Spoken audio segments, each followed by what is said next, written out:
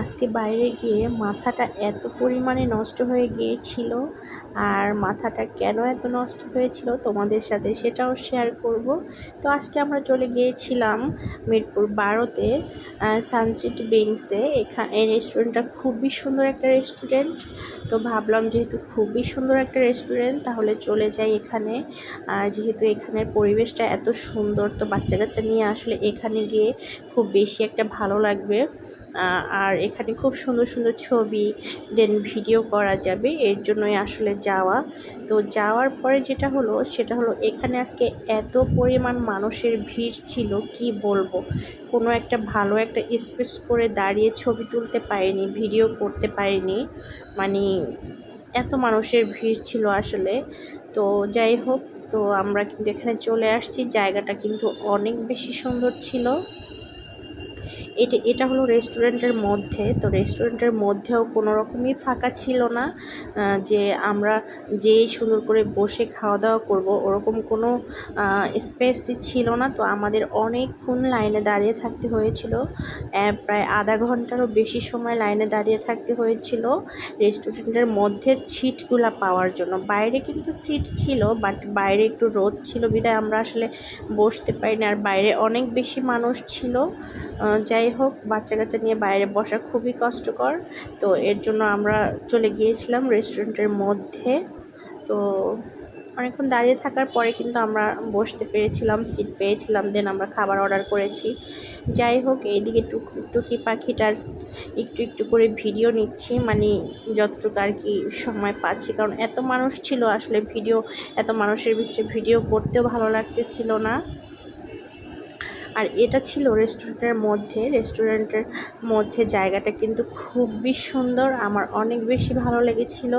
তো আসলে অনেক বেশি ভালো লাগবে এর জন্যই কিন্তু আমি এই জায়গাটাতে গিয়েছিলাম। কিন্তু যাওয়ার পরে যে অবস্থাটা হলো, তো আসলে ঈদের সময় এরকমটাই হবে, এটাই স্বাভাবিক। সব রেস্টুরেন্টগুলোতেই এখন এরকম ভিড় থাকে, যে রেস্টুরেন্টগুলো একটু সুন্দর থাকে।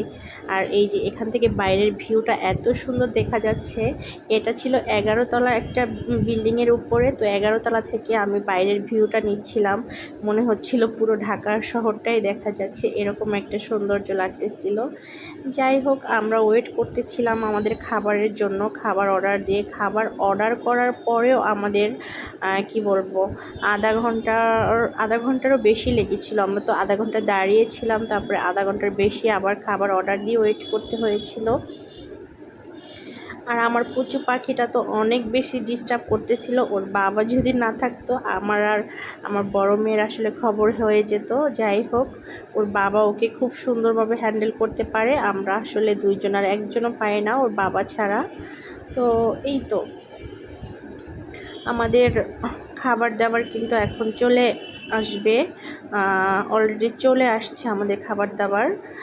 আর ফাইনালি অনেকক্ষণ ওয়েট করার পরে খাবারটা আমরা পেয়েছিলাম, আর অনেক বেশি ক্ষুধাও লেগেছিল। তো খাবারটা দেখে আসলে মন ভরে গেছে, কিন্তু পেট ভরেনি। পেট ভরার জন্য হলো খেতে হবে, তো এখন আমরা খাবো। আর খাবারটা অনেক বেশি ইয়াম্মি ছিল।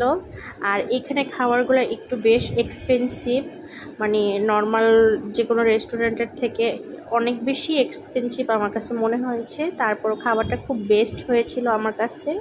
খুব মজা করে আমরা তিনজনই খেয়েছিলাম, সাথে আমার বাবুটাও খাবার নিয়ে দুষ্টুমি করতেছিল। এখানে সবচেয়ে বেশি মজা লেগেছিল আমার কাছে নান রুটির সাথে গরুর মাংসর ভুনা। এটা খুব বেশি মজা লেগেছিল আমার কাছে। আর সবগুলো খাবারই মোটামুটি বেশ ছিল। আর রেস্টুরেন্টটা কিন্তু খুবই সুন্দর ছিল। ঈদ ছাড়া নর্মাল টাইমে আসলে এইখানটায় খুব সুন্দর করে ছবি ভিডিও সব কিছুই নেওয়া যাবে। তো ভাবছি ঈদের পরে আমরা আবার যাব। জায়গাটা অনেক বেশি পছন্দ হয়ে সবচেয়ে বেশি ভালো লেগেছিল এই রেস্টুরেন্টটা থেকে বাইরে যে মেট্রো রেলটা চলে সেই সুন্দর ভিউটা দেখা যায়। তো যাই হোক, আমরা আবার আসবো। Tata, bye bye.